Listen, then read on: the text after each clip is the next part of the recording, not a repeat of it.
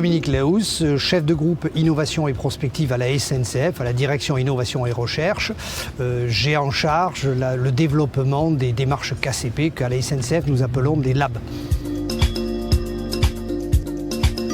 Les succès marquants, il y en a en termes de projets et il y en a en termes de communauté de conception, c'est-à-dire de capacité d'innovation que nous avons réussi à créer. Alors, en termes de projets, parmi les plus emblématiques, il y a évidemment Drone, la création d'une filiale en partant de zéro, en allant complètement dans l'inconnu, puisque les drones et le ferroviaire, ce n'était absolument pas naturel. Et désormais, c'est une filiale qui marche particulièrement bien. Le deuxième succès tout à fait notable, c'est sur le mass transit, les transports du quotidien, le Transilien, qui est en train d'opérer une mue assez forte, puisque grâce au Lab Mass Transit, qui a réuni à peu près 80 personnes en conception, on a réussi à faire prendre conscience du fait que ce n'était pas une crise conjoncturelle, donc une question de moyens dans les transports du quotidien, mais c'était réellement une question d'innovation de rupture. L'augmentation du trafic a été d'environ 30% sur les 10-15 dernières années.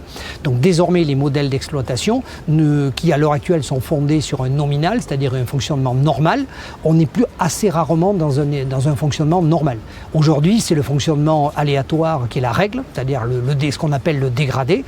Donc ça change complètement les modèles d'exploitation, ça change complètement les expertises qui sont en ligne. On n'est plus dans la conformité à une norme, on est dans une logique de réactivité, de management par anticipation, de choses que pour le moment, on n'a pas besoin de faire puisqu'on n'était pas en tension. Plus que des apports. C'est-à-dire que sans la chaire TMCI, on n'aurait pas pu faire tout cela. Le succès des labs, donc des démarches KCP à la SNCF, est dû à l'emploi du langage CK. Donc comme c'est la chaire qui est l'héritière des travaux antérieurs sur la théorie CK, et la chaire TMCI porte cet esprit-là, et c'est elle qui nous a permis d'avoir un langage formel et d'avoir une boîte à outils qu'on n'aurait pas eu autrement, dont l'apport de la chaire est total.